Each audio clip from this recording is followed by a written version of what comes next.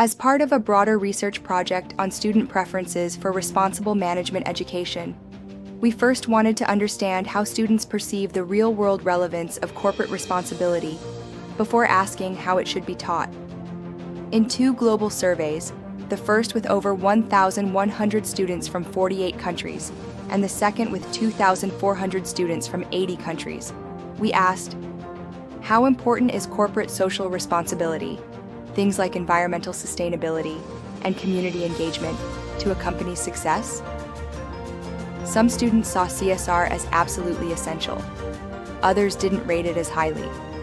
So, what explains these differences? In both studies, participants rated how much they believe CSR contributes to business success. We then ran a mixed effects regression, accounting for the home country as a random effect. Our main question: how do national context variables, especially the Human Development Index, HDI, and espoused national cultural values, influence students' valuation of CSR? To isolate these effects, we controlled for demographics and personality traits, specifically the Big 5 personality traits. So, what shapes beliefs about CSR? Across both studies, students from more developed countries, higher HDI, were less likely to rate CSR as critical for success. This may reflect different priorities, or the fact that CSR is more expected and less remarkable in high HDI countries.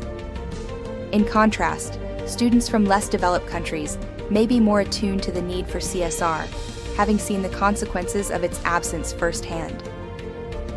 We also found that espoused national cultural values matter. Across both studies, 2 national culture dimensions stood out.